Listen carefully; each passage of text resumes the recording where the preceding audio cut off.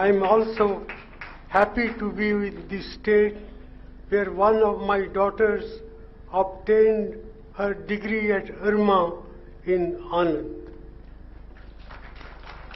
But I must state that I also speak with a heavy heart. I start my address by invoking the memory of more than 100 people who lost their lives last year in the wake of the demonetization. Tomorrow will mark exactly 1 year since the disastrous policy of demonetization was thrust on the people of our country. I say it with immense pain and a sense of deep responsibility that the 8th of November was a black day for our economy and indeed for our democracy. I remember feeling shocked when I heard the Prime Minister's announcement, and I wondered who advised him to inflict such a reckless step on our nation and whether any considered thought went into it. My dear friends and fellow countrymen, black money and tax evasion are a menace that the country needs to tackle. But demonetization was clearly not the solution. It has been suggested many times in the past as one of the methods to eradicate black money. But as a responsible government, we never took such a drastic measure because in our recent analysis, the costs of demonetization always exceeded the benefits very substantially. One must also remember that nowhere in the world has any democracy undertaken such a coercive move, withdrawing 86% of the legal tender in one single swoop. Neither would anyone advise to bring out an even more high-valued currency note of rupees 2,000 after invalidating 500 and 1,000 rupee notes. We know by now that none of the stated objectives of eliminating black money, terror financing, and counterfeit currency have been met. To promote a less cash economy, coercive steps like demonetization are ineffective.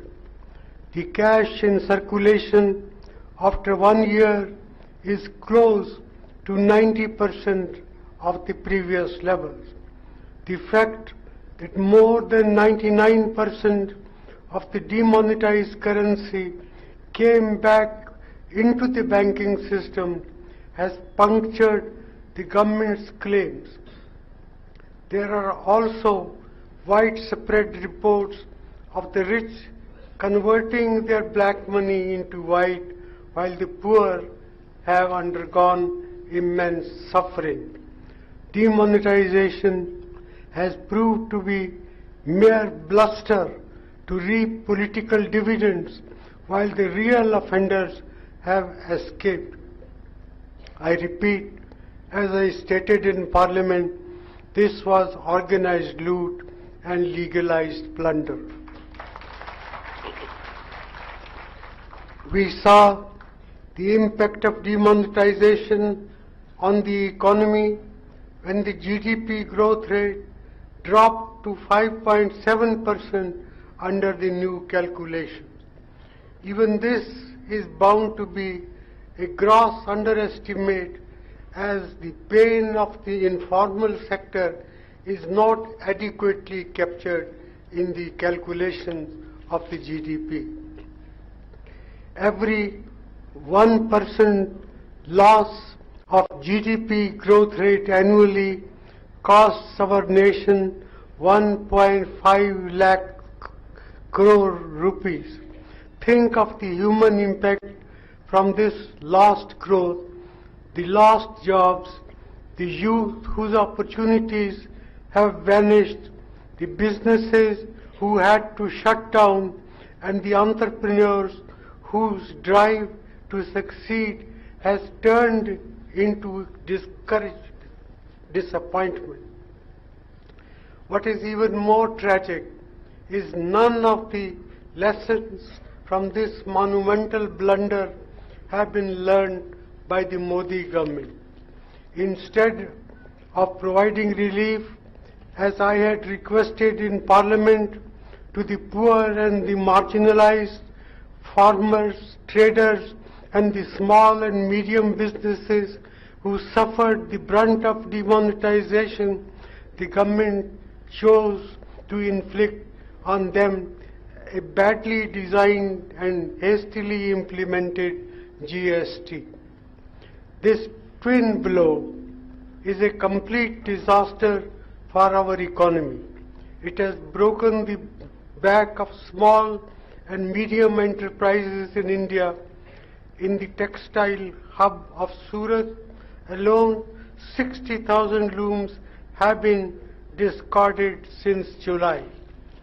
At the rate of 35 jobs lost for every 100 looms shut, and an estimate of 21,000 jobs have been lost in just one industrial sector in Surat. The impact in the rest of the country is equally bad, if not worse. The supply chains and credit lines of our MSME sector and industrial clusters have been greatly affected, hampering production.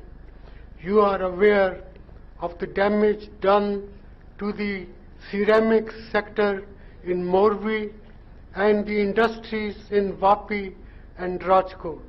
Overall, as our domestic sector is not able to cope with demand, China is benefited from this situation.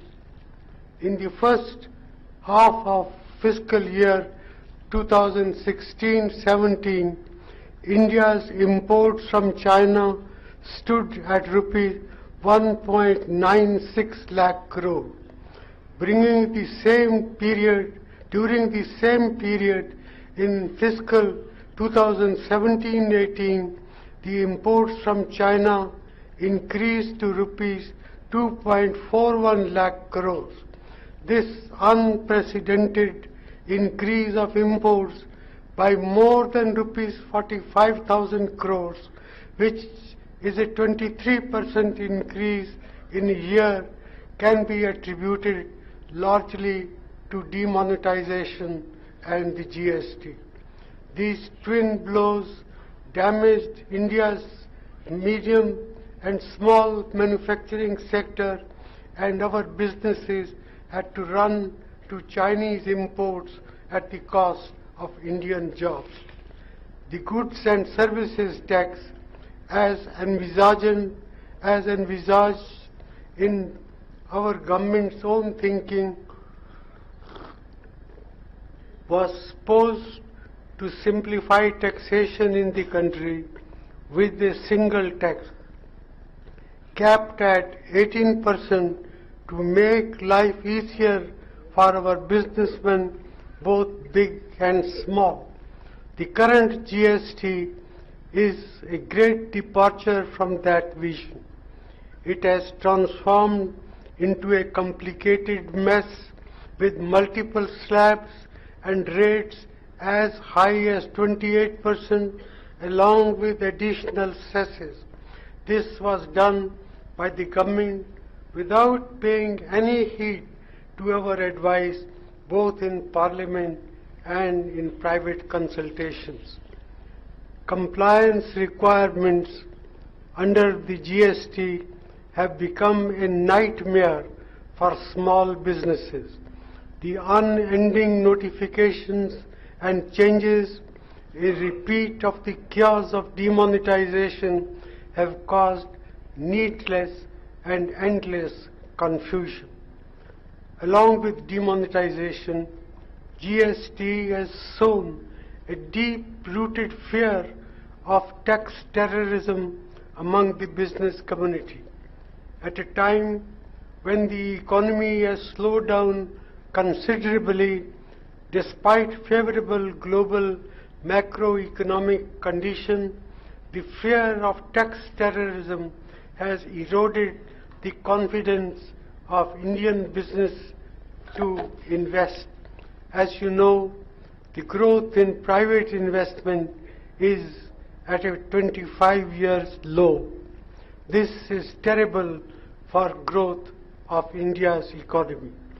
My dear friends, good governance involves both the head and the heart. It pains me to say that the union government has completely failed to do its duty on both fronts. Let me explain through the example of two of the greatest Gujaratis the world has seen. The Mahatma, who represents the heart and soul of our nation, gave us a talisman. He said, and I quote, "Whenever you are in doubt, apply the following test. Recall the face of the poorest and the weakest man whom you may have seen, and ask yourself if the step you contemplate is going to be of any use to him. Will he gain anything by it?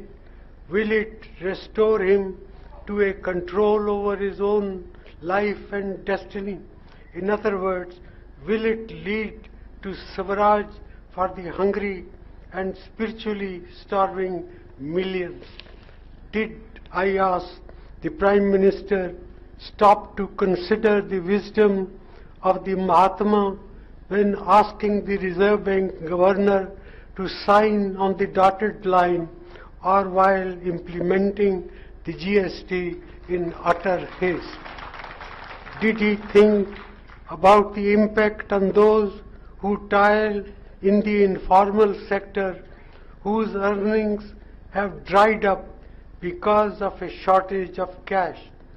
Did he think about the millions of people who lost their jobs and had to return to their villages in despair?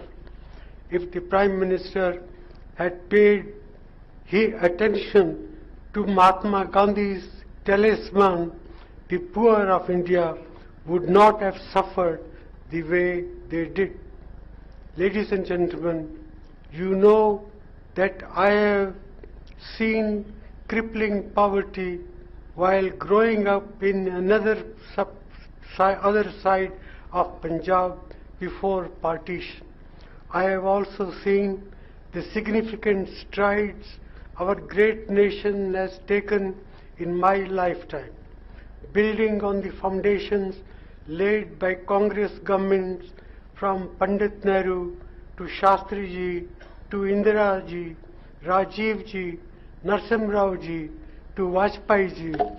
I can proudly say that when I was Prime Minister, we lifted 140 million people out of poverty, a task no other democracy in the world has achieved in a period of 10 years.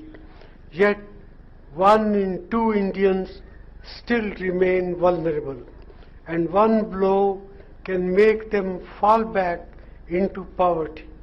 Demonetization and the GST were 2 blows that have probably pushed millions back into terrible hardship.